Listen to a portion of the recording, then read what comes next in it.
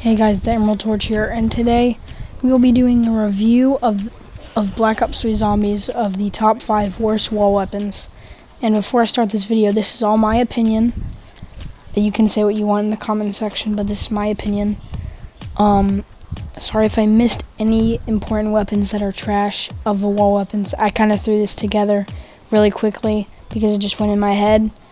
But here's the top 5 worst wall weapons in my opinion. Coming in at the number 5 spot, we have the LCR-9.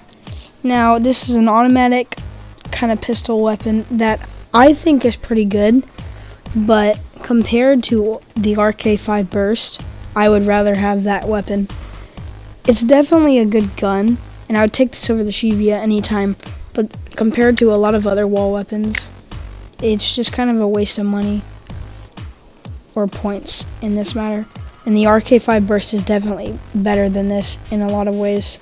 Another thing that made this weapon so bad was how horribly executed it was in multiplayer mode, which made a lot of people not like it either way.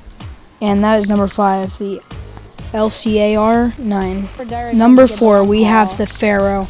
The Pharaoh is definitely one of my least favorite burst weapons in the game. Compared to the NBA and a lot of other burst weapons in this game, this weapon shows us why these tiny little wall weapons were not worth the 600 points that you wasted on it.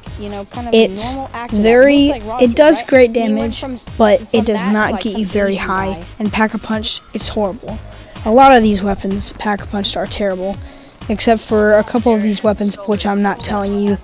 But the Pharaoh, definitely not the gun I would go for. And that's number 4, the Pharaoh. Number 3, the MP40. This automatic weapon also is another reason why some of these World War II weapons were not the best weapons that we ever liked. Now, this automatic weapon is pretty bad to begin with. It does not do a lot of damage in high rounds or low rounds, to be honest. It takes a couple shots, or at least around 3 or 4 shots to kill him, or maybe 1 for a head hit. But the thing that I hate the most about it is its fire rate. This fire rate is terrible, and it just shows even more reasons why this gun is not good at doing damage. The fire rate is terrible, and Pack-a-Punching it does not help with that fire rate.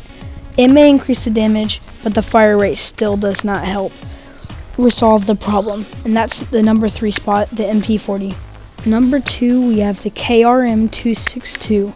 Now, this is the odd one out shotgun that you would not buy for either the Argus or the 203 Bercy. Or the Haymaker from the box. This is the odd ones out shotgun that you probably wouldn't want to use or buy. It's nice at first, but after a while when you start using it, you realize of how bad it is. The reloading is terrible, and it's only good when you get attachments like me. I used this gun a lot until I realized that the Argus and the 203 Bercy were actually guns in the game. But this was when I first started zombies, so I didn't know anything. I just picked up a wall weapon and went, hey, let's use this. And this shotgun shows me exactly why I shouldn't have done that in the first place. This gun has very bad fire rate, like I said, unless you have double tap or attachments. Also, with the reloading, you either need attachments or speed cola. Both of these things are pretty hard to get or expensive. And that's the number 2 weapon, and now I'm on to number 1. Now, a couple of Zombies fans saw this coming. Number 1 is the Shivia.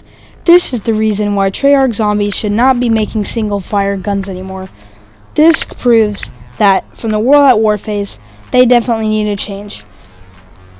Unlike all the other weapons that were single-fired, like the M1 Garand, this gun makes a way to find all of the positive things about those weapons and completely alter them.